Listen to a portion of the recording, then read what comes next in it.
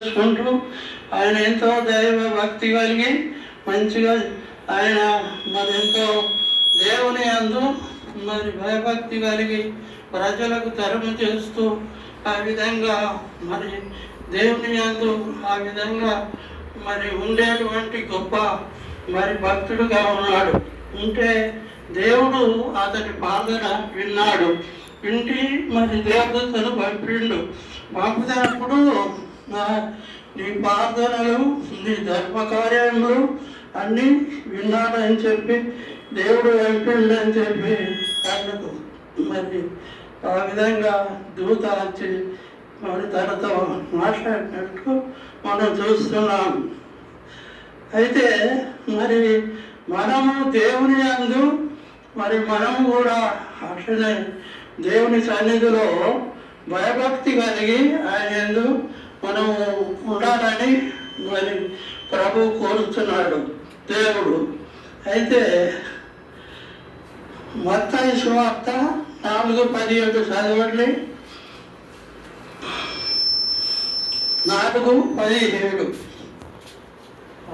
అప్పటి నుండి యేసు పరలోక రాజ్యం సమీపించి ఉన్నది కనుక మారుమనసు పొగులు అని చెప్పొచ్చు ప్రకటింప మొదలు పెట్టాను. యేసు పరలోక రాజ్యం సమీపించి ఉండగా మారు మనసు పొందుడని చెప్పుతూ ప్రకటించు మొదలు పెట్టాడు. అయితే విధంగా ఏ దేవుడే మరి పరలోకం నుండి దిగి వచ్చి ఆ విధంగా మరి మీరు మారు మనసు పొందాలి, మీరు మంచి దేవుని యందు విశ్వాసంగా ఉండాలి అని చెప్పి దేవుడు మరి యొక్క మన లోకమంతటా ప్రకటిస్తూ ఉంటున్నాడు. కనుక మరి ఆ మాట ఆ దేవుని వాక్యము మనము కూడా అందరము విని ఉంటున్నాం.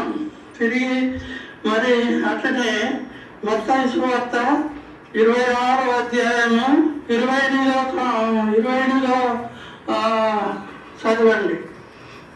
మత్తయి సువార్త 26-28. ఇది నా రక్తము అనగా పాప క్షమాపణ నిమిత్తము అనేకుల కొరకు చిందింపబడుచున్న నిబంధన రక్తము. చూడండి, దేవుడు ఎంత దయ తెలిసిన దేవుడు మనకు. ఆ దేవుడు మరి విధంగా యేసు ప్రభు అంటే ఇది నా రక్తము, ఇది మరి పాపములకు విముక్తి కలిగించే నా రక్తము అని చెప్పి మరి ప్రభువైన యేసుక్రీస్తు చదివిస్తుంటున్నాడు. అయితే అది ఎంత మనకు మరి మేలైనటువంటి గొప్ప సంగతి. దేవుడు రక్తం మనకు రోపించి నడిపిస్తున్నాడంటే అటనే మరి మార్కు సువార్త 2వ అధ్యాయం 17వ వచనం కూడా చదవండి. యేసు ఆ మాట విని రోగులకే గాని ఆరోగ్యము గల వారికి వైద్యుడు అక్కర్లేదు, నేను పాపుల్ని పిలవచ్చుని గాని నీతిమంతులను పిలువ రాలేదని వారితో చెప్పాను. ఆ విధంగా కొంతమంది అనుకుంటారు కదంటే ఈయన దేవుడా ఈయన అదే అని చెప్పి ఏదో మరి వారు అనుకొని చుట్టుండగా దేవుడు విని చెప్తున్నాడు, మీరు నీతిమంతులు కాదయా, నేను నీతిమంతుల కొరకు రాలేదు, నేను పాపుల కొరకే వచ్చినాను కానీ నీతిమంతుల కొరకు రాలేదు అని ప్రభువైన యేసుక్రీస్తు మరి ఆ విధంగా మరి మాట్లాడుతూ రాగలుగుతున్నాడు. అయితే అంత మంచి దేవుడుగా మనకున్నందుకు వందనాలు చెల్లించాలి. అట్లనే మరి కీర్తనలు 32:1 అధ్యాయం 32వ అధ్యాయము 1వ వచనం. తన అతిక్రమములకు పరిహారము నొందినవాడు, తన పాపమునకు ప్రాయశ్చిత్తము నొందినవాడు ధన్యుడు.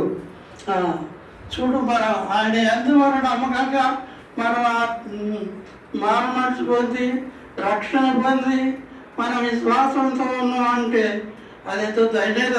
దేవుడి సన్నిధిలో ఉన్నామంటే అది మరి దేవుని ఏంటంటే తన అతిక్రమములు పరిహరించిన వాడు తన పాపములను ప్రాయచిత్తము నొందినవాడు ధన్యుడు. ఆ విధంగా మనము ఉండాలని ప్రభు కోరుచున్నాడు. అయితే మరి విధంగానే మరి ఇంకా ప్రకటన 22:12 చదవండి. ఇదిగో త్వరగా వచ్చుచున్నాను, వాని వాని క్రియ చొప్పున ప్రతి వానికి ఇచ్చుటకు నేను సిద్ధపరిచిన జీతము నా యొద్ద ఉన్నది. అయితే మనము లోకంలో ఏ విధంగా మరి దేవుని యందు విశ్వాసంగా నడుస్తున్నామా నడుస్తలేమా, మాకు మరి ఆ విషయం అంతటిని కూడా దేవుడు పరలోకం నుండి చూస్తున్నాడు, గమనిస్తున్నాడు. అయితే మరి నేను త్వరగా వచ్చుచున్నాను, వాని క్రియల చొప్పున నేను ప్రతిఫలం ఇస్తానని చెప్తున్నాడు. అయితే మనము ఆయన నమ్మకంగా విశ్వాసంగా ఉండాలని దేవుని యందు మనం కోరుచున్నాము. తర్వాత రోమా 11:12 కూడా చదవండి.